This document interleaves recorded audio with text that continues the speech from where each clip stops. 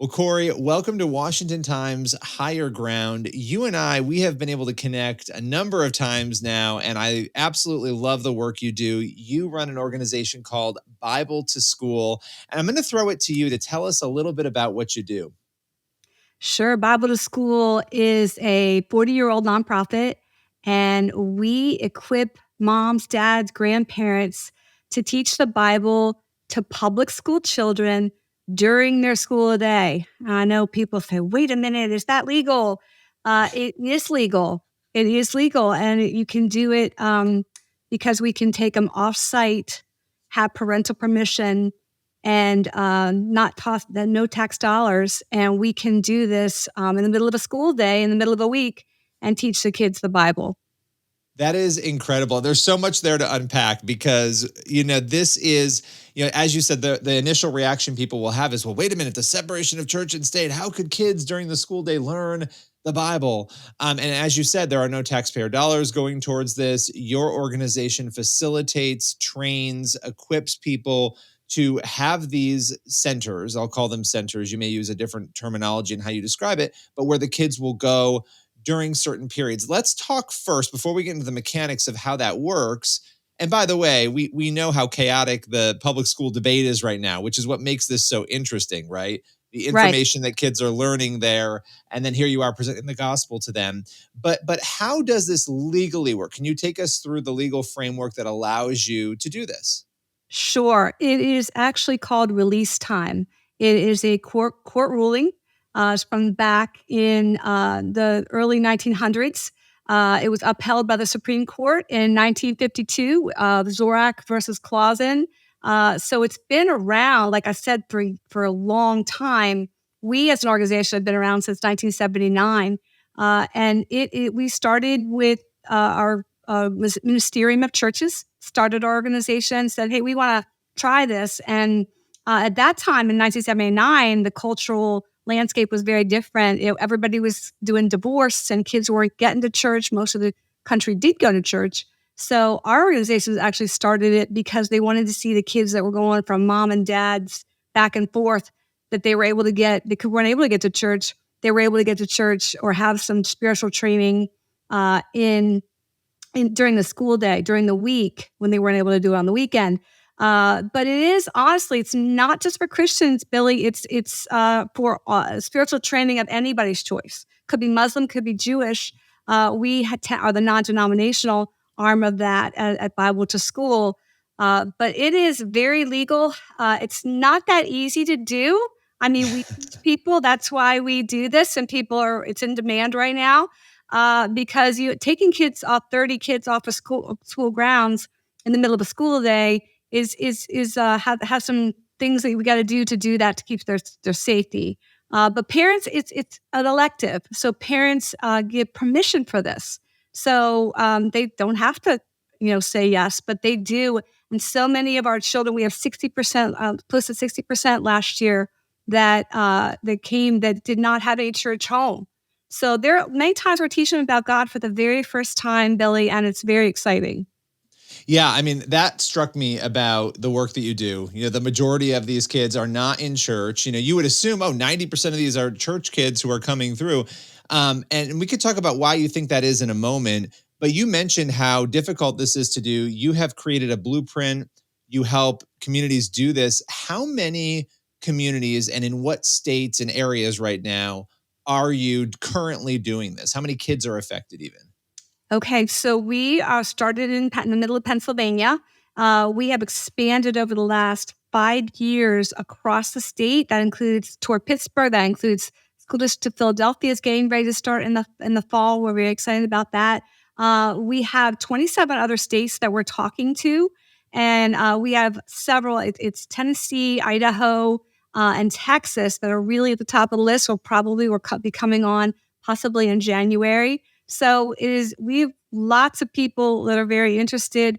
You think, this is only in Pennsylvania. No, it's all 50 states. We even talked to Hawaii, Billy, and I'm planning on going and visiting out there if they plan to do it. But I tell you what, it is something that every state can do.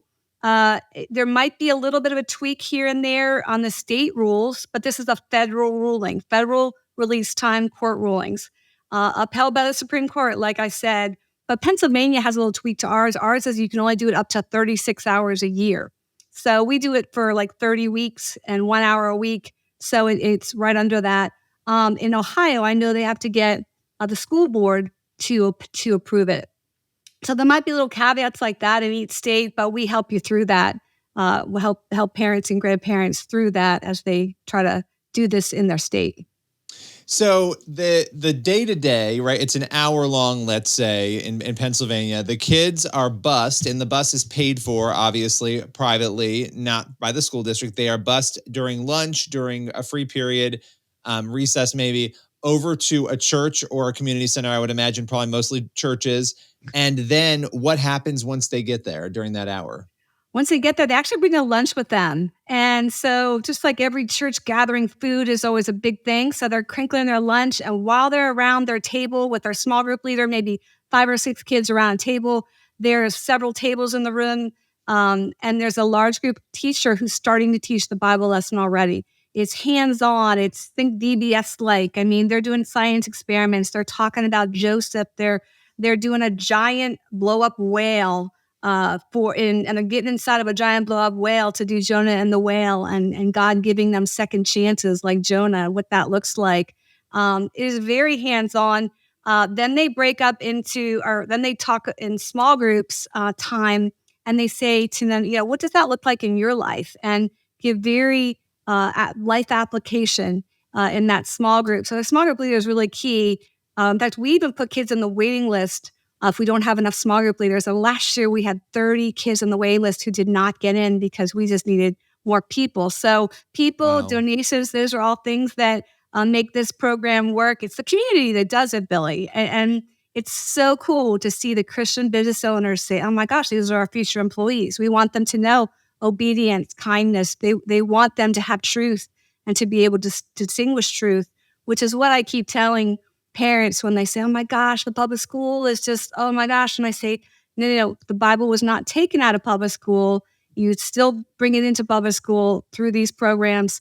And the light shines in the darkness. The brightest one is really dark. So we are excited about bringing this light. Yeah. And I think one of the big things right now, and you and I have talked offline about this, we've talked a little bit online about it. You have a lot of people who are very negative about the public schools with good reason. I mean, there are a lot of issues in the public schools.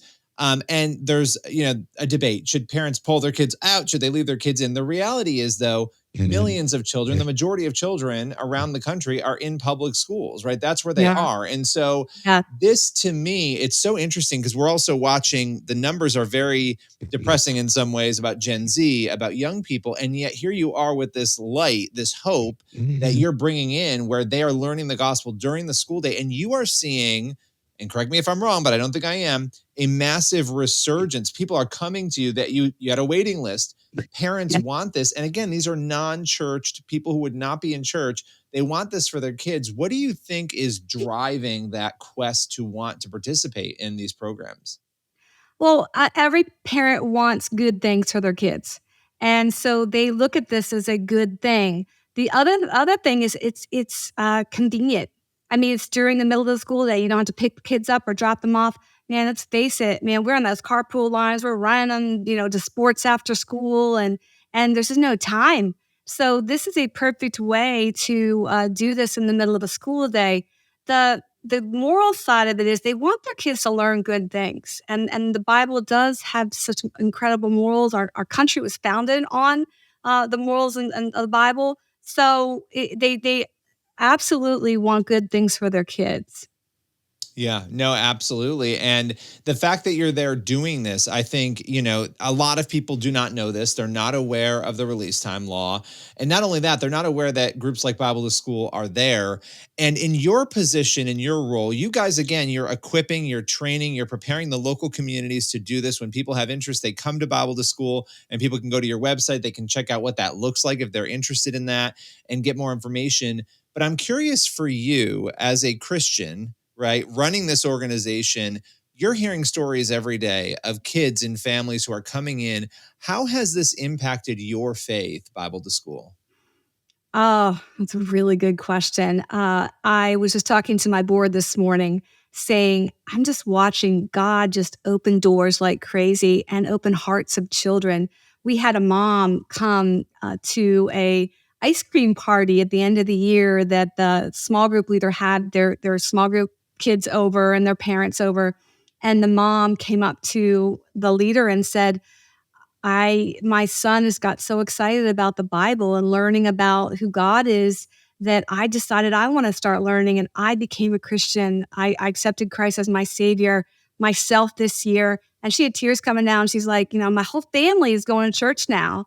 And so people are looking and searching, and they don't maybe trust every outlet, but this one they do. They know that we're teaching the simple Bible lessons. They know that the kids are getting good stuff out of it, and they hear it and they want to be involved in it. I You were talking about earlier about the public school. Everybody's worried about the negativity of sending their kids to school. When you know the truth, you can distinguish counterfeit. And that's what we want to put in our kids when we take them into the public school. There are really good people in the public school. We love partnering with our public school teachers. I have many friends that are public school teachers. I know your wife is a public school teacher. And so it's just, they're there. They want the best for people. And when we're working through this, we want to stay in our legal lane, and we want the school to stay in their legal lane. So that's what we do at Bible school. We teach everybody, we kindly educate everybody what this law is, and nobody really knows about, the best kept secret in America. It really is. I mean, it's really pretty incredible. How often do you run up against, because people don't know the law? That would mean that school boards don't know the law and school officials don't know the law. So how often do you run up against speed bumps and barriers where you have to kind of work with the district through that, or work with I know that's the local individuals that you're working with, but how often does that happen? Let's put a handful a year that just don't know, and they don't know what they don't know. And we equip them with a packet of information. We work with Independence Law. We work with Alliance Defending Freedom. Anytime we need extra help, we have Christian organizations coming around us to help, and we have that for the parents and so they and the school administrators too. Gateways to a Better Education is another one that tries to educate the school teachers, because it's a fear thing. They're afraid they're going to do something wrong. You can't say, like my son. One time he came home and said, "Yeah, they said I had something wrong on my test in Christmas time, because they said, Christmas. What's Christmas about?" And I said Jesus' birthday, and they said, "No, you can't say that." And I thought, wow, you can say it's Washington's birthday. You can talk about Washington. Right. Right. You can talk about Jesus. And so I went in and talked to the teacher, and she really didn't understand. And so it's really about us as parents kindly educating them. And we're so thankful that we're here for the parents to be able to do that and to serve the families in this way, because kids are mind, body, and soul, Billy, and they need that spiritual food, or that spiritual lessons in their lives to help them guide them through life. Life isn't easy to guide through, is it?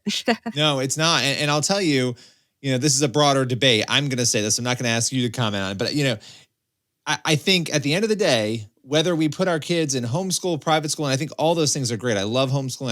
I love private schools or public school. They're still going to encounter the same things in the world at some point, right? And I understand the discussion is an important one about whether or not young people are equipped to deal with some of the things that are being presented to them.